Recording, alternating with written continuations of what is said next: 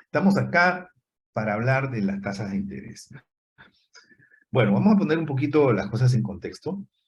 Eh, creo que, creo que el tema de las tasas de interés eh, nos llega, digamos, en un momento no muy bueno, ¿no? O sea, nos llega con economías familiares golpeadas, ¿no? En donde creo que no podemos decir que nos hemos recuperado de toda esa caída y todo ese bajón económico que significó la pandemia, ¿no? Digo, en términos generales. O sea, algunos países los veo muy bien, por ejemplo, acá en República Dominicana los veo muy bien en cuanto al turismo, o sea, buenísimo. Eh, Creo que sí se han recuperado, ¿no? Pero no es el caso de todos los países y tampoco es el caso de todos los sectores, ¿no?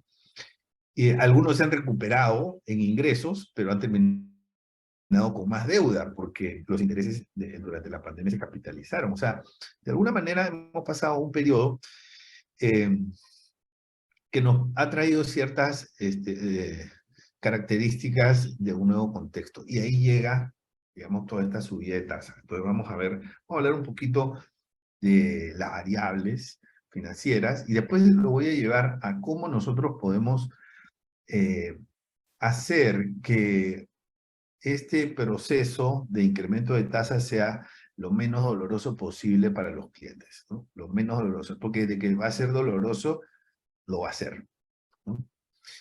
Eh, lo va a hacer, pero, digamos, queremos que sea lo menos posible. Entonces, he recopilado algunas recomendaciones, algunos puntos de vista al respecto, y se los voy a compartir. Desde el punto de vista de una entidad financiera, obviamente, también podemos hacer el ejercicio desde el punto de vista de los deudores, ¿no? O sea, porque yo también soy deudor, tengo mi hipoteca, y seguramente ustedes también deben dinero a los bancos, entonces, ¿cómo hacemos desde el otro lado? También podemos conversar un poquito de eso, pero esta presentación está principalmente enfocada en eh, cómo hacer que las entidades financieras puedan, eh, digamos, generar una menor insatisfacción en un público que ya está sensitivo por el contexto previo, ¿no?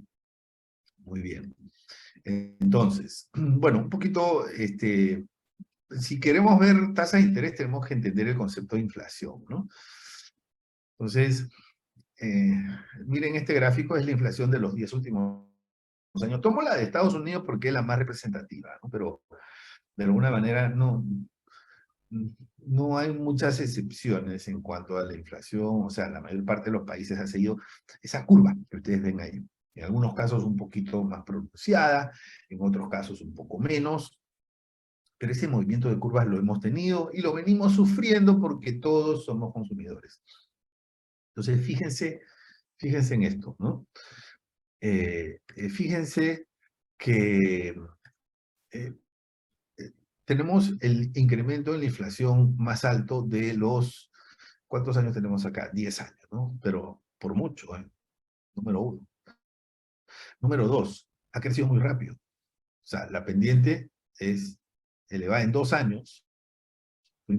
Pasamos inflación de 0% a inflación de 9%, ¿no? Eh, Tercero, los rangos normales de inflación, digamos, viendo esta muestra, están entre 0 y 2%. O sea, si en Estados Unidos la inflación se ubica entre 0 y 2%, la Fed va a estar muy tranquila con eso. Va a estar conforme. Porque eso es lo normal, entre 0 y 2%. Por lo tanto, ese rango debería ser el más cercano al rango meta, digamos, ¿no? Meta de largo plazo. Y actualmente está en 6,4%. Aquí está. La mala noticia que tuvimos fue que el último mes la inflación se redujo muy poquito, de 6,5 a 6,4. O sea, casi no bajó. Se redujo muy poquito. Eso ha alimentado las expectativas de que la próxima subida de la Fed ya no sea de 25 puntos básicos, sino que sea de 50 puntos básicos. ¿Okay? Bueno, hay versiones, yo creo que sí, yo creo que es muy probable que sea, 50 puntos básicos. ¿Por qué? Porque todavía estamos muy lejos del rango meta. O sea, en el rango meta deberíamos estar entre 0 y 2%. Entonces, creo que en algún bancaforo nosotros hicimos este comentario, ¿no? Que esto es como, o sea, bajar la inflación es como cuando rebajamos peso, ¿no? O sea, cuando rebajamos peso, o sea, al principio, ¿no? Es más o menos fácil bajar un par de libras, ¿no? Pero conforme vamos rebajando peso, a veces es más difícil la libra siguiente, ¿ok? Entonces, en el caso de la inflación es más o menos parecido. ¿Por qué? Porque hay una inercia, ¿ok? Eh, y, y bueno, esto significa, y yo lo he dicho también, lo dijimos en el último bancaforo de diciembre, el año 2023 va a ser un año donde todavía vamos a tener inflación. O sea, todavía vamos a tener incrementos de precio. Obviamente, el incremento de precio no va a ser menor, ¿no? Pero recuerda que es un incremento acumulativo. O sea, está creciendo un porcentaje sobre los precios que ya habían subido, ¿no? Es un porcentaje acumulativo. Entonces, digamos, 2 años de inflación de 10% no es 20%, ¿no? Es 10% más el 10% de 110%, que es 21%. Entonces, en total tenemos 21%, no tenemos 20%. Entonces hay un efecto ahí como medio escondido en las matemáticas. Bueno, entonces, esto es respecto a la inflación. La inflación va a continuar. Si la inflación va a continuar, entonces vamos nosotros a seguir viendo aumentos en la tasa de interés. Algunos ya estaban cantando victoria, pero no. O sea, hagan una proyección visual de este gráfico. Miren este gráfico, hagan una proyección visual, ¿no? Y en esa proyección visual piensen cuánto tiempo tendría que transcurrir para que esta curva más o menos regrese a este rango, ¿no? Ten en cuenta que aquí hay, desde 2022, aquí hay un año. O sea, que esto debería llevarnos más o menos, por lo menos otro año, tal vez más. O sea, vamos a seguir teniendo inflación por lo menos un año más. ¿Ok? Bien. Inflación fuera de los rangos normales. Entonces, ¿qué es lo que pasa? Esta inflación no es más, ¿por qué, digamos, tenemos este incremento? No es más que, no es por la guerra de Rusia y Ucrania, ni que el precio del petróleo, ni la OPEP, no, eso es muy simple. O sea, la inflación se da porque cuando llega la pandemia, la Fed exagera, ¿no?, su política monetaria y empieza a imprimir muchos billetes y, entre comillas, los esparce en la economía, ¿ok? A través de los créditos blandos, ¿ok? Inyecta mucha liquidez, ¿no?, para que la gente sienta que puede seguir manteniendo su consumo, ¿ok? Entonces, esta es la oferta monetaria, ¿no? Esta es la masa monetaria. Fíjate cómo cuando llega la pandemia, que hay una pendiente pero inmensa. Cuando llega la pandemia en marzo de 2020, o sea, se dispara el nivel de liquidez, ¿no? ¿Y qué es lo que está haciendo la Fed? Desde este punto que ustedes ven aquí, que es el 2022, mediados de 2022, en donde, o inicios, perdón, de 2022, en donde la Fed empieza a reducir la liquidez, empieza a recoger el dinero. Entonces, muy bien, viene una reducción en la oferta monetaria. ¿Cómo hace esa reducción de dinero? Sale a ofertar instrumentos. Si oferta instrumentos, tiene que ofrecer una tasa de interés que obviamente va a ir acorde con los precios de mercado, y si la liquidez es menor, el precio de la liquidez es mayor por ley de oferta y demanda. Entonces ahí es donde suben las tasas de interés. ¿Ok? Bien. Y entonces como consecuencia de como consecuencia de esa aplicación de la ley de oferta y demanda, la Fed decide poner sus estándares acorde con los niveles internacionales. ¿Okay? O sea, no es que el mercado le siga a la Fed, que la Fed es, digamos, un dictador que pone las tasas en el mundo. No, no, es simplemente eso, es oferta y demanda. ¿Ok? Bueno, entonces, pero la Fed tiene algunos márgenes de acción para alejarse un poquito de los precios del mercado o acercarse mucho a los precios del mercado, y por eso pone su tasa de referencia, ¿no? Pero no es el origen de la tasa delantera. Al contrario, es una consecuencia. La tasa de referencia que pone la FED es una consecuencia de que la liquidez está más escasa, ¿no? Y se va a seguir poniendo más escasa. ¿Por qué? Porque cuando nosotros vemos esta campanita, miren esta campanita de la inflación, esa misma campanita de la inflación, nosotros, para poder revertir, continuar esa campana de la inflación, necesitamos tener una campana también en la masa monetaria. Y entonces, ¿qué significa eso? Que la liquidez se va a seguir reduciendo. Y si la liquidez se va a seguir reduciendo, ¿qué va a pasar con la tasa de interés? Pues va a seguir aumentando en el mundo. Diga lo que diga la Fed. Claro, la Fed va a ir más o menos viendo, o sea, hace estos análisis, ¿no? O sea, qué tanto se está reduciendo la inflación, qué tan fuerte podemos ir, qué tanto podemos apretar el acelerador nosotros, qué tanto podemos empujar el coche nosotros, ¿no? Pero está muy claro que la tasa de interés va a seguir aumentando, y eso nos cambia, porque digamos, nuestro modelo de negocio, el de ustedes que son banqueros, está basado en precios y costos. Y esa es la tasa de interés. La tasa de interés es un precio sin costo del principal producto que ustedes tienen en la intermediación financiera. Entonces, por eso hay que entender esto, ¿no? La liquidez se va a seguir estrechando, ¿no? ¿Okay? La liquidez, pues, va a significar que el costo del dinero siga subiendo. Ahora, ¿qué tan grave es una tasa de referencia de 4.75%? Actualmente el rango de la FED está entre 4.5 y 4.75, ¿no? Lo más bajo que ha llegado, ¿no?, es entre 0 y 0.25, ¿no? Bueno, entonces, que llegó después de la pandemia, y antes de la pandemia, en este periodo, 2008-2016, que es el periodo cuando llega la crisis de Lehman Brothers, quiebra Lehman Brothers, la crisis de subprime, entonces aquí se dan 8 años de tasa de interés casi cero, ¿no? O sea, me parece que fue demasiado tiempo, ¿no? Pero bueno, o sea, porque pues una tasa un poco artificial, la verdad. ¿Ok? Bueno, entonces, y después viene esta etapa, ¿no?, que es la subida de tasa, la tasa cero post pandemia, después viene la inflación, y para contrarrestar la inflación, retiramos liquidez, y como se retira liquidez, las tasas suben y la Fed no se puede quedar atrás, porque se queda en offside. Entonces tiene que también ir subiendo las tasas. Entonces aquí está subiendo las tasas. Miren la pendiente. O sea, en un año ha pasado de ser 0.25 a ser 4.75. O sea, si lo ves en número de veces, es una cosa impresionante, ¿no? Casi como 20 veces, si lo ves en número de veces, ¿no?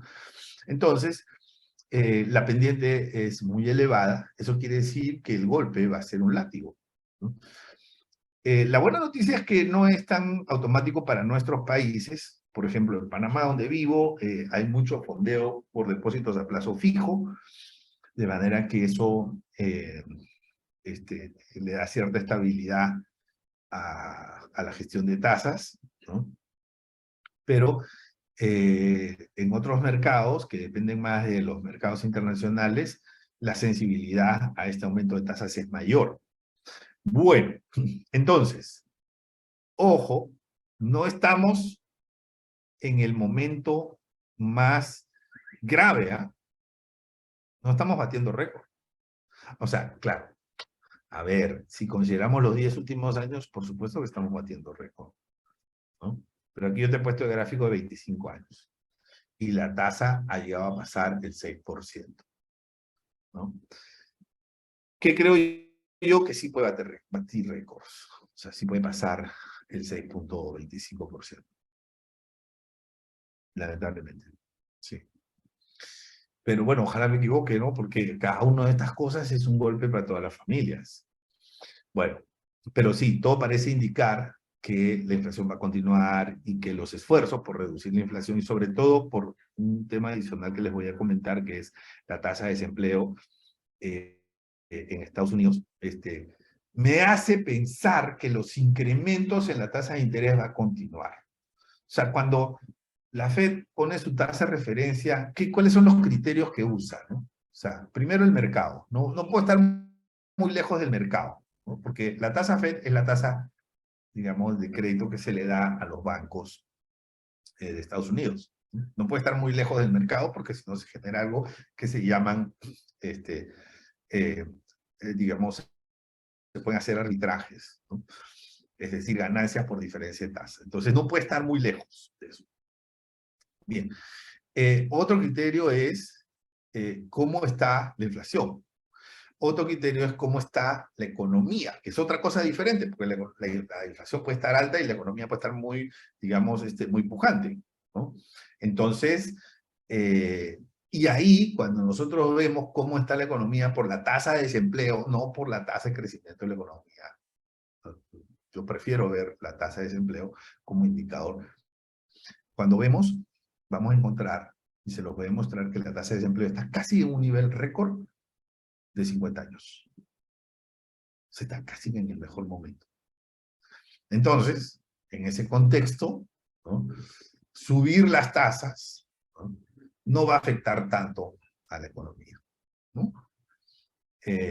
O mejor dicho, no la pone en una amenaza de recesión, porque tiene una tasa de desempleo bastante baja.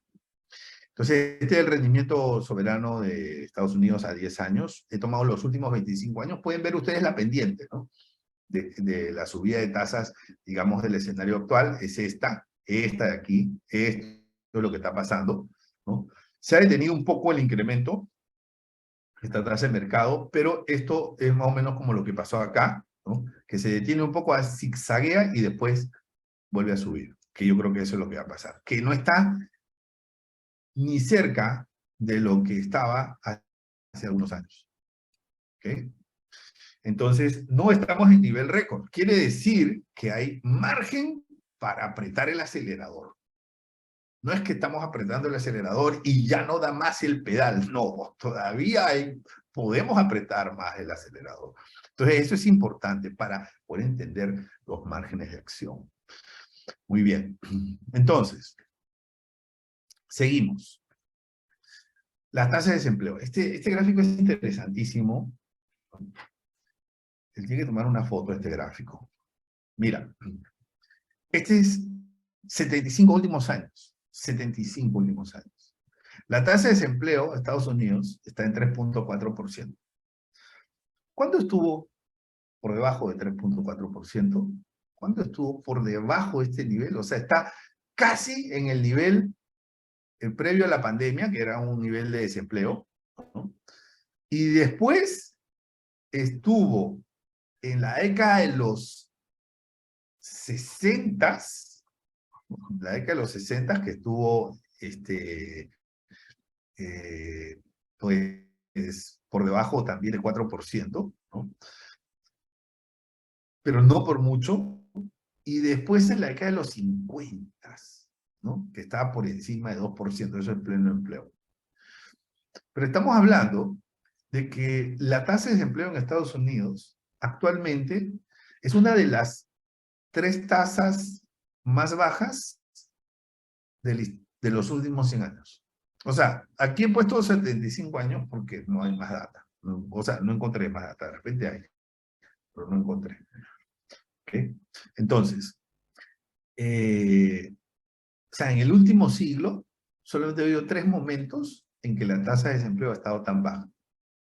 ¿Qué significa eso? Que la economía norteamericana está en uno de sus 3 mejores momentos de la historia. Eso es lo que significa. ¿Y qué significa eso en términos de nuestra temática de hoy? Significa que hay margen de maniobra para seguir apretando el acelerador y seguir aumentando las tasas de interés. Es una medida impopular aumentar las tasas de interés. ¿Por qué? Porque suben los intereses bancarios, los clientes se molestan, los clientes ya están afectados, ¿no? Pues cualquier precio cuando sube nos pone de mal humor. O sea, eso es normal, es a la sociedad en general. ¿Ok? Pero bueno, en este caso se trata de combatir la inflación. O sea, es una por otra, ¿no? No creo que Estados Unidos o el mundo esté dispuesto a convivir con una inflación de más de 5%. Me resisto a pensar eso.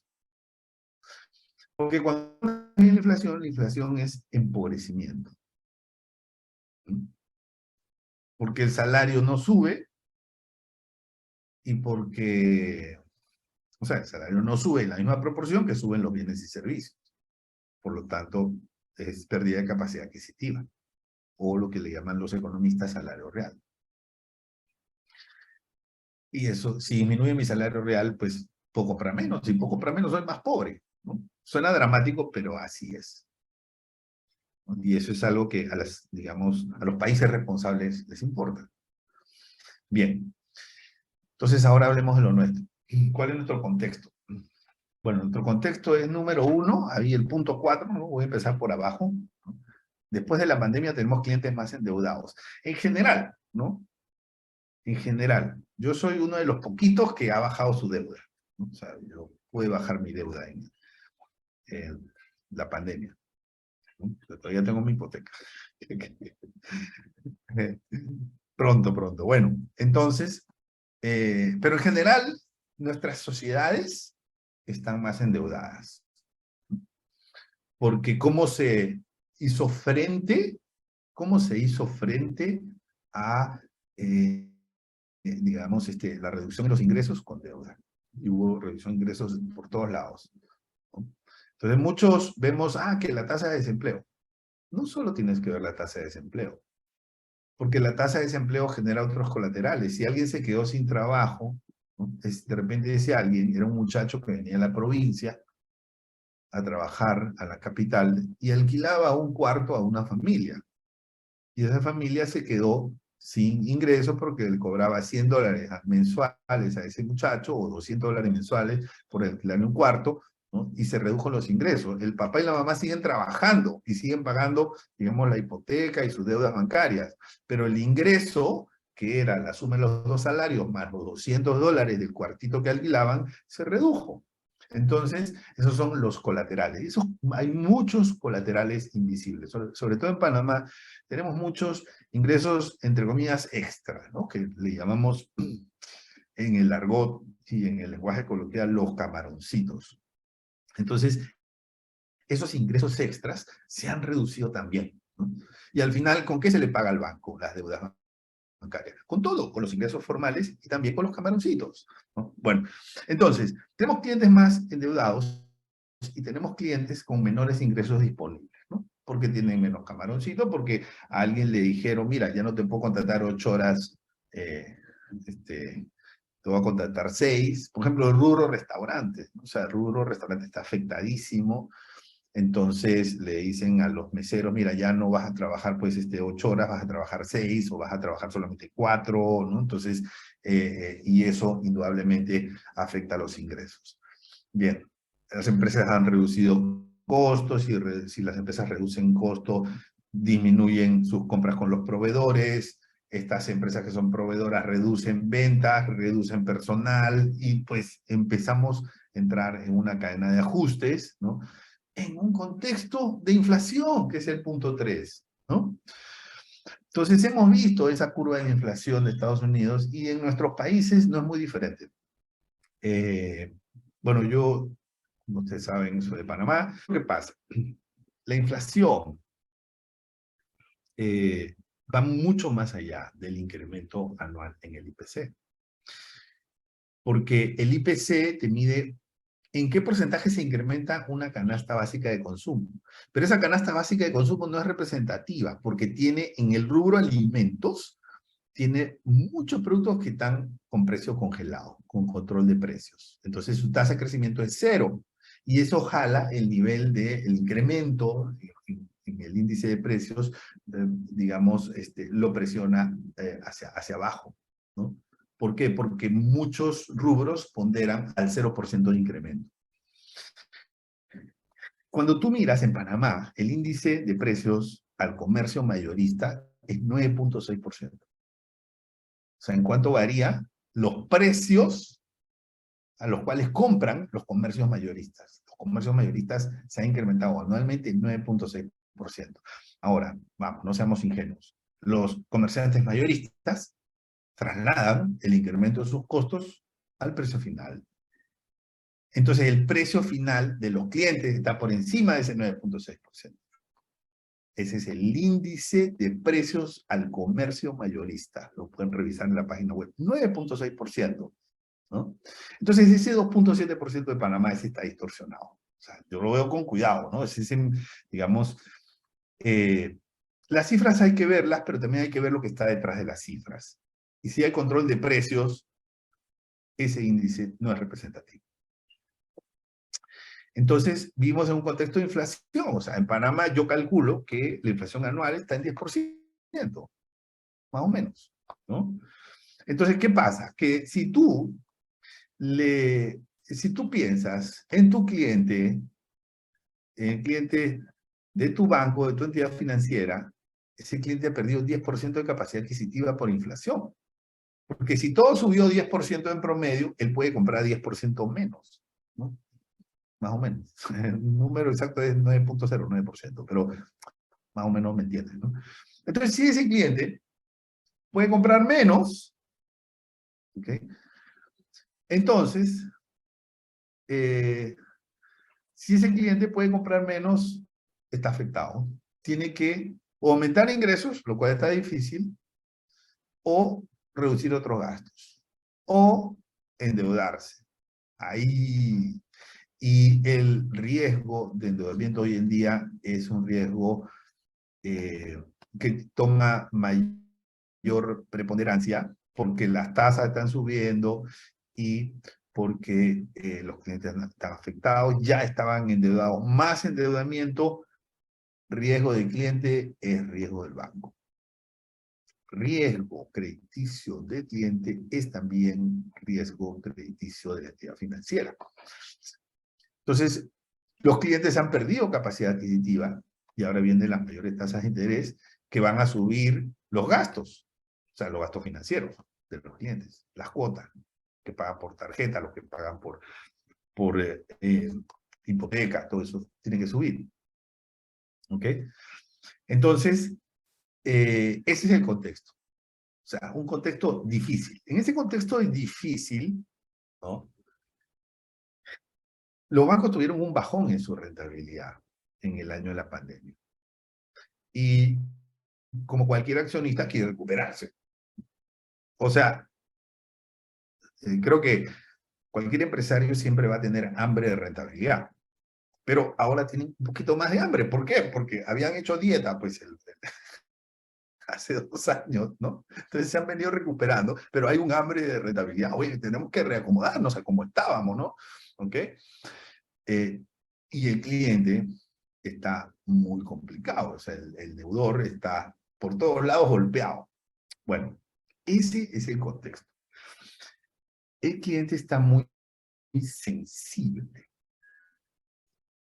porque hay muchos que están con atrasos también, ¿no? O sea, no, vamos a ser realistas. Entonces el cliente está sensible y está muy sensible con los bancos. O sea, otra cosa que no he puesto aquí en el contexto, pero por lo menos en Panamá los bancos han estado subiendo comisiones y eso pone a los clientes molestos, ¿no? Las comisiones incomodan, molestan. Entonces ya por ese lado hay cierta incomodidad. Y en el caso de los clientes que tenían atrasos, han tenido muchas llamadas de los bancos, presiones, algunos dicen que acoso. Bueno, yo tengo la suerte de estar al día y no podría decir que hay eso, porque no me ha pasado, pero por ahí lo que se dice es que pues los llaman a amenazarlos, que si no pagan, si no se ponen al día por lo menos una parte, su caso va a pasar al legal. O sea, digamos, son lenguajes normales en las cobranzas, pero en un contexto en donde la gente está muy sensible, ¿no? Entonces esto puede ser cortocircuito. ¿Ok? Entonces, yo he hecho un resumen, ¿no? Yo he hecho un resumen acerca de los cuáles son las principales consideraciones que deberíamos tener para poder gestionar el aumento de tasas, ¿no? porque el banco pues va a terminar subiendo las tasas, ¿no? Entonces vamos a comenzar con el número 1, o sea, aquí, legal y contractual, ¿no? O sea, lo primero, porque yo creo que cualquier entidad financiera quiere hacer las cosas bien. Entonces, lo primero es asegurarse, ¿no?, que se están haciendo los incrementos de acuerdo con todas las normativas. Porque no solo es normativa bancaria, ¿no?, o de superintendencia, también hay normativa de protección al consumidor, del Código Civil, que regula los contratos, o sea, eso es la normativa es amplia, desde una, digamos, normativa amplia, ¿no? Tenemos que tener cuidado de estar cumpliendo con todas esas normativas, porque en alguno de esos artículos podría decir que me puede hablar de la anticipación mínima, me puede hablar de una palabra mínima, de una característica que tiene que tener ese aviso, de que el cliente tiene que haber aceptado, que si esa aceptación se puede asumir después de tanto tiempo con un silencio del cliente, o sea, o de que el cliente tiene que dar una señal de confirmación. O sea, hay muchas cosas que hay que estudiar, ¿no? Porque si se le manda, hoy en día ya no mandamos cartas, hoy en día mandamos correos. Entonces, digo, ¿qué pasa si el cliente nunca abrió el correo? Entonces, en el lenguaje de abogados no se notificó, ¿no? O sea, en el lenguaje de abogados, cualquier abogado seguramente me diría, no se notificó, eso no entra en vigencia ese aviso, porque nunca se notificó, ¿no? Entonces, la opinión legal me parece muy importante. También la opinión del cumplimiento o el compliance, ¿no? O sea, fuera de lo que dice la ley, ¿no? Fuera de lo que dice la ley, ¿a qué nos hemos comprometido nosotros, por ejemplo? O qué dicen los contratos, las comunicaciones previas que hemos tenido con los clientes, en fin. ¿Okay? Bueno, entonces ese es un primer punto, ese es un primer check fundamental para poder proceder. Un segundo es el crediticio, muy importante, probablemente el más importante. Y esto es algo que yo, pues, desde la pandemia venía diciendo, ¿no? O sea, la pandemia es una buena oportunidad para poder saber qué clientes son más sensibles crediticiamente. Es decir, muchas veces nosotros, sobre todo los que trabajamos en riesgos, hacemos las famosas pruebas de estrés, ¿no? Y ustedes, si trabajan en entidades financieras, deben estar cansados de escuchar la prueba. Vamos a hacer la prueba de estrés, ¿no? Suponemos esto, ¡pah! Se eleva la morosidad. La prueba de estrés, por ejemplo. La prueba de estrés, la prueba de estrés. Señores, hemos tenido una prueba de estrés de verdad, que ha sido la pandemia. Esa es una prueba de estrés. Entonces, lo maravilloso de eso es que ya tú sabes quiénes pasan la prueba de estrés, quiénes se vieron afectados por la prueba de estrés y se recuperaron, quiénes se vieron afectados por la prueba de estrés y no se recuperaron, ¿no? Y lamentablemente quienes fallaron desde el inicio, ¿no? Entonces, ya lo tienes. Entonces, es un elemento adicional y necesitas actualizar tu calificación de clientes. Tanto los corporativos, los comerciales, los pymes, MIPES y las personas naturales, sobre todo las personas naturales, ¿no? Porque eso te deja saber quiénes son más sensibles, ¿no? Entonces tienes que actualizar. Si tú le habías dado nivel 5, resulta que no era nivel 5, era nivel 3, o viceversa. Tienes que actualizar eso. ¿Okay? Solamente ese hecho.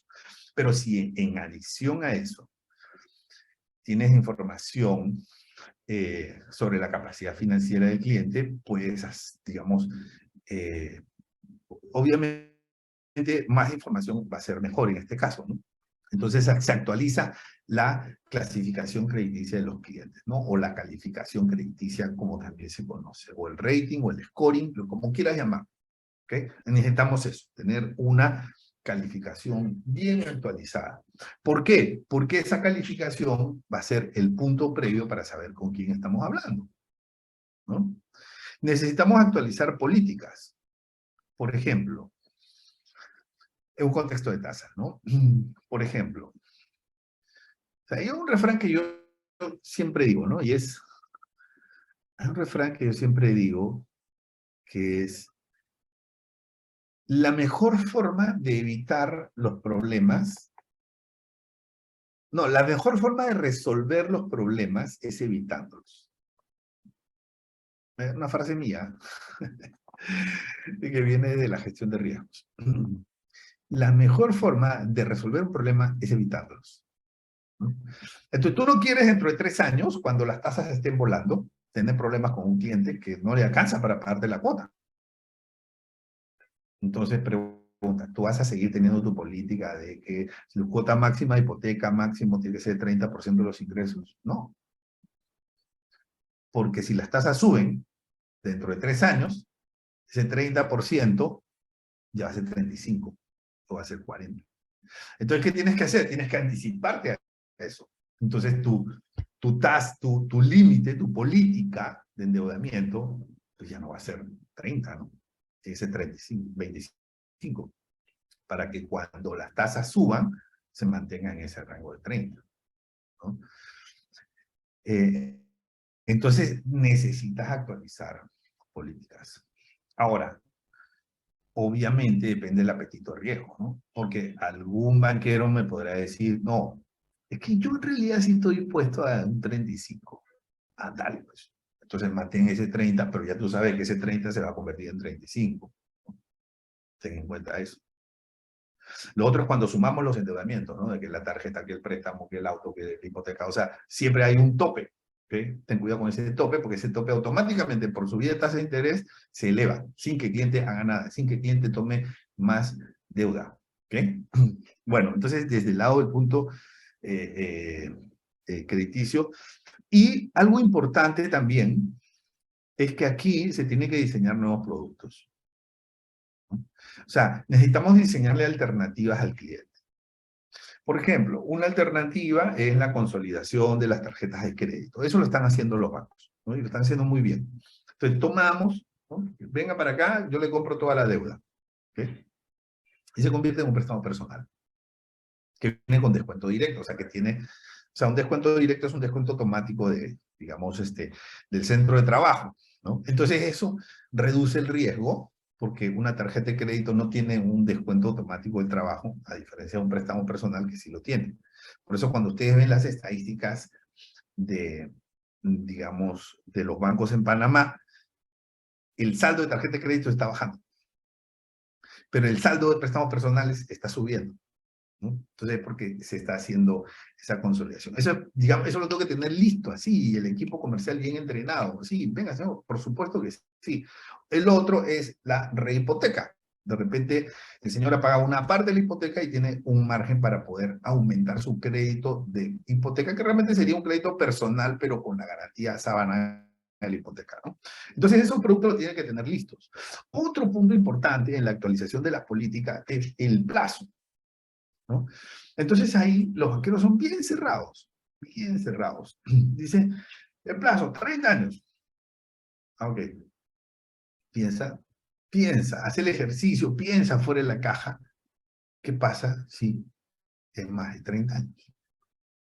Vas a tener muchos beneficios y vas a tener, claro, algunas desventajas. Ah, no, es que la compañía de seguros no me va a cubrir hasta más de 30. Bueno, negocia o genera un autoseguro tú. Puedes generar un autoseguro. ¿Sabes por qué? Porque te voy a decir algo que viene en las conclusiones. Al cliente, y esto es bien importante en la gestión de tasas de interés, al cliente lo que más le importa es la cuota, no la tasa, la cuota. Entonces tú puedes alargar el plazo a 35 años, a 40 años, ponerle una cuota de autoseguro que cubra el seguro de los últimos 5 años o 10 años de fallecimiento de la persona, que además queda un saldo deudor remanente pequeño, bajo, o sea, no son grandes riesgos. ¿Eh? Puedes hacer eso y al cliente te puede gustar. ¿Por qué? Porque la cuota baja. Entonces, pero se necesita pensar fuera de la caja. ¿Okay? con el pensamiento tradicional, no, es que la compañía de seguros dice que no se puede, no, es que el tiempo máximo, o sea, espera, es que tú tienes que pensar de que tus políticas después de la pandemia no pueden ser las mismas que antes de la pandemia. Tú no puedes gestionar riesgos post pandemia con políticas pre pandemia. ¿Okay? Esa es una recomendación importante. Comunicaciones. ¿No? Este es un tercer punto. Ese debería ser primero. Bueno, para mí la comunicación ya tiene casi, o sea, una característica de aquellas que se hacen en gestión de crisis. Es casi de gestión de crisis. Y en gestión de crisis necesitas una vocería muy, muy calificada. ¿Okay? Entonces, recomendaciones. Primero, escoger bien a los voceros, porque no se trata de que sean buenos banqueros o que sean buenas personas, se trata de que puedan comunicar adecuadamente, con empatía y con simpatía. ¿Okay? No todas las personas son tan simpáticas para comunicar, algunos somos medio antipáticos, ¿no? Entonces, es muy importante escoger a los voceros.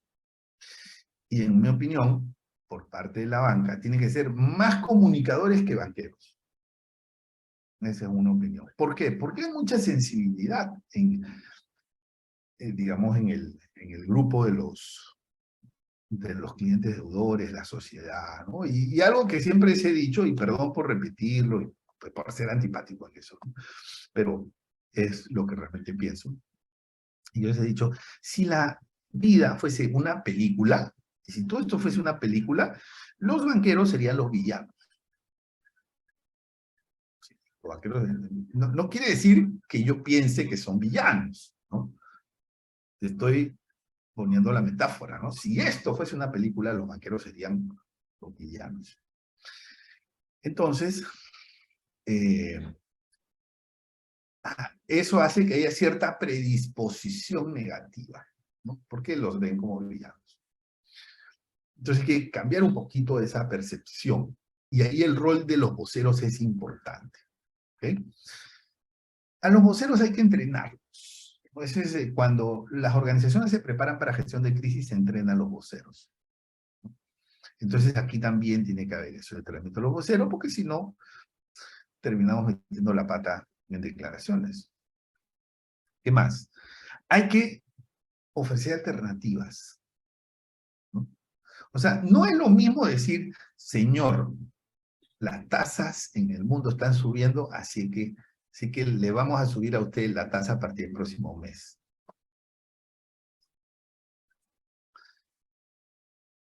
No es lo mismo que decir un mensaje, digamos, algo más empático, que entendemos, ¿no? Que eso afecta a su presupuesto, y que tenemos estas alternativas, ¿no? Y le planteamos las alternativas de estos productos. Y ponemos una cosa fácil también, ¿no? O sea, una de las cosas que yo creo que los errores que comete el banco dice, comuníquese con nosotros, ¿no? O sea, es una frase cliché, comuníquese con nosotros. ¿Por qué? Porque cuando el cliente llama al banco, o sea, tienen esperando, va a la sucursal y hay una fila esperando, ¿no? O sea, siente que es una pérdida de tiempo. Entonces, el comuníquese con nosotros, cuando no es ágil, no ayuda. Entonces es mejor, en lugar de comuníquese con nosotros, le mando el link, ¿ya? El link del WhatsApp, el link de la plataforma tecnológica para que ingrese sus datos, ¿no?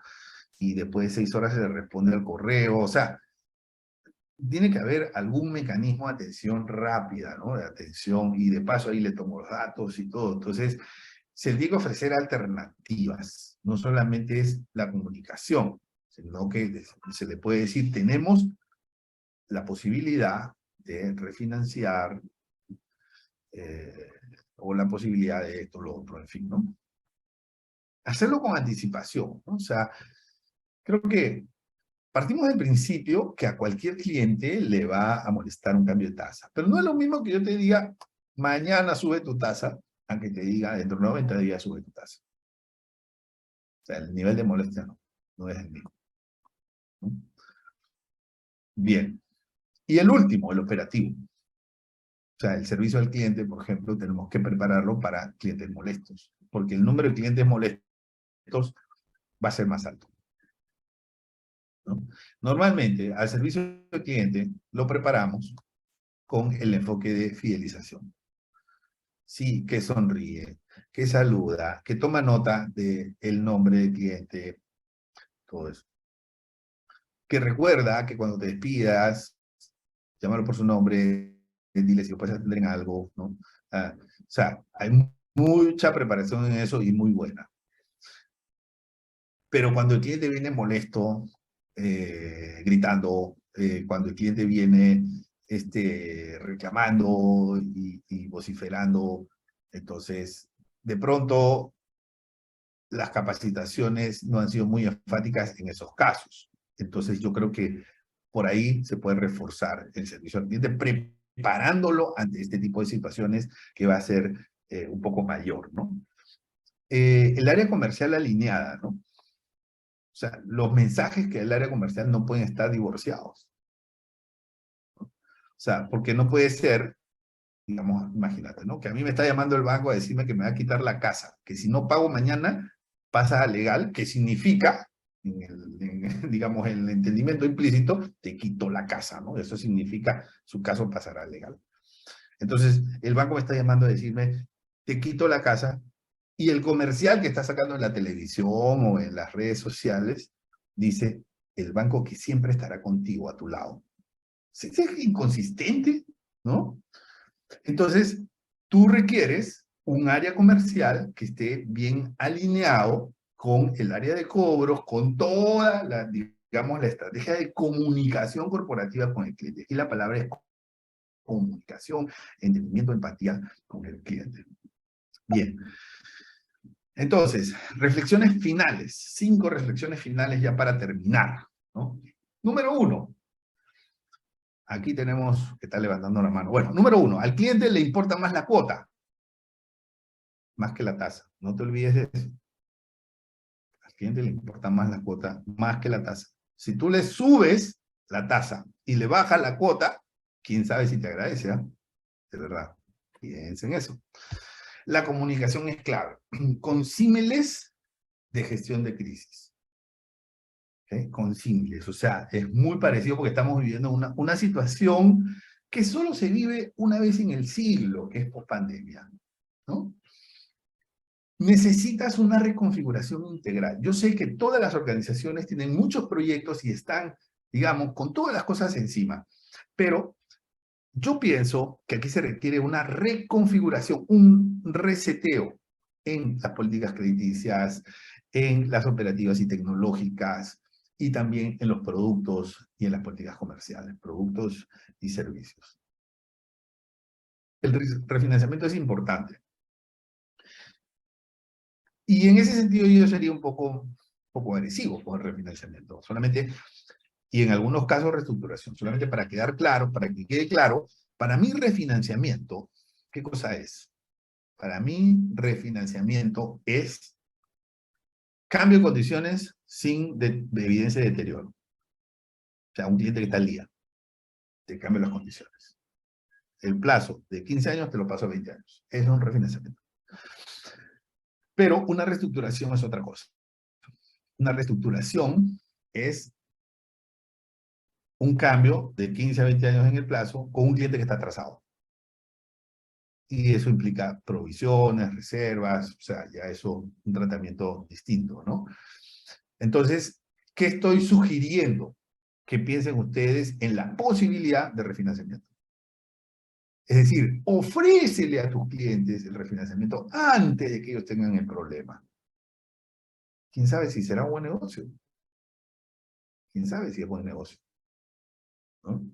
O sea, digo, aparte de la prevención del riesgo crediticio, o sea, como negocio, puede incluso hasta que le termines prestando un poquitito más, ¿no? Eh, o a una tasa más alta, pues no sabes, ¿no? Bien. Y algo que yo siempre he pensado que hace falta en los países es una ley de quiebras para personas naturales, ¿no? Una ley de quiebras reduce mucho el estrés financiero, y la ley de quiebras reduce mucho el estrés financiero para las personas, porque te quitan ese estrés de que te van a quitar la casa. Y tú dirás, pero entonces los bancos, ¿en qué se benefician los bancos si no le puedo ejecutar la casa? Bueno, los bancos se benefician que los bancos sí cobran. ¿Por qué? Porque con una ley de quiebras, los salarios, hasta un 50%, ¿no? Los porcentajes pueden variar, pero hasta un 50% cuando la persona consiga trabajo, ¿no? 50% de todos los flujos que entren a sus cuentas bancarias o que reciben de salario van a pagar la masa de deuda bancaria, ¿no? En un plazo larguísimo, plazo larguísimo. Pero los bancos evitan tener que hacer las provisiones por los bienes incautados y todas esas cosas. Entonces yo pienso que sí es momento de hablar de una ley de quiebras. Claro, la persona se declara en quiebra, nunca más puede tomar, digamos, una deuda, salvo que haya pagado toda esa deuda que generó la ley de quiebras, ¿no? Y que hayan transcurrido, no sé, 5 años, 10 años, y después de eso. Pero es un mecanismo y es doloroso. O sea, entrar digamos, en una quiebra para una persona es dolorosísimo, ¿no? Porque es salir del sistema financiero y es renunciar a todos los flujos futuros en un 50%, ¿no? Y esos flujos se van pagando en proporción a, a la masa de acreedores, ¿no? Como en una reestructuración del Chapter 11, más o menos así, ¿no? Y con la diferencia es que aquí los que tenían garantía se quedan con la garantía. En el Chapter 11 todas las garantías entran a un bloque de garantías para la masa de acreedores y aquí no. ¿Okay? Bueno, entonces, pues eso ha sido todo, queridos amigos y amigas.